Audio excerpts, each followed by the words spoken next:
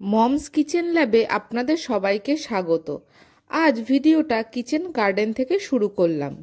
ছোট মা আর মা বাঁধাকপি দিয়ে নানান রকম রেসিপি বানানোর জন্য গেল বাঁধাকপি কাটতে। বাঁধাকপি এত টাইট হয়েছে, ফেটেই গেছে। ওই যে দুটো কপি ফেটে গেছে।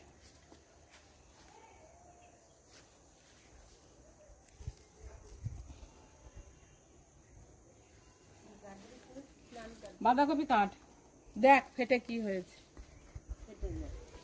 বাঁধাকপি এখনো কাটা হয়নি, শক্ত হয়ে এত টাইট হয়েছে, ফেটেই গেছে।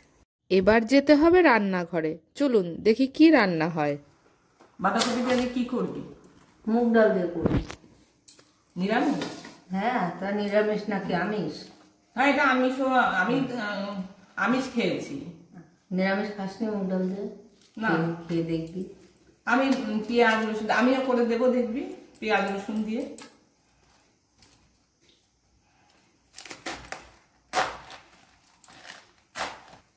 সত্যি জমির তোলা বাঁধাকপি টাইট, দেখ ফেটে গেছে। টাইট কি টাইট? এই দেখ, এইটাও ফেটে গেছে, দেখেছিস? টাইটের জন্য ফেটে গেছে। এত টাইট, পুরো ফেটে গেছে একদম। বাঁধাকপি কাটা হয়ে গেছে।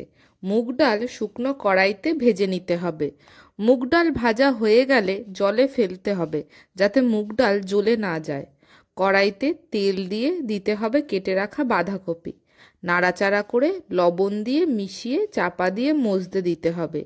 ওই সময় ডাল ধুয়ে প্রেসার কুকারে দিয়ে তাতে জল, লবণ আর তেল দিয়ে সিদ্ধ বসাতে হবে। মাঝে মাঝে বাঁধাকপি নাড়তে হবে, যাতে বাঁধাকপি জ্বলে না যায়। বাঁধাকপি মজে গেছে, নামিয়ে নিতে হবে। এবার শুকনো কড়াইতে 1 চামচ মতন জিরা দিয়ে সেটা টেলে নিতে হবে। তারপর জল দিয়ে বেটে নিতে হবে। জিরা বেটে নিলে তরকারিতে ভালোভাবে মিশে যায়।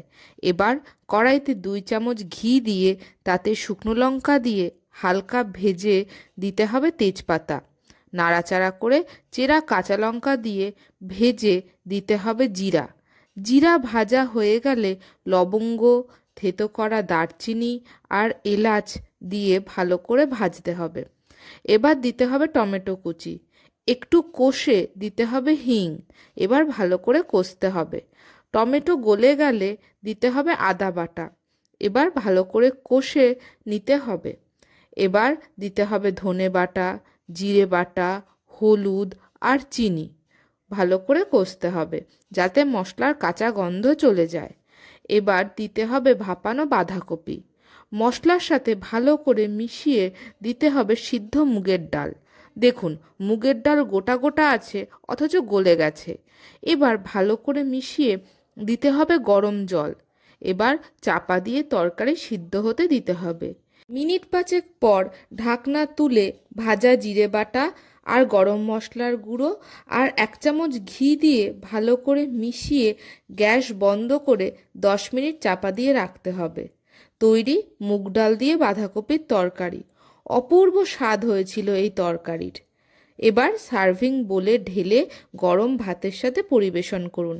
নিশ্চিন্ত থাকুন, আপনি আপনার রান্নার তারিফ পেতে বাধ্য।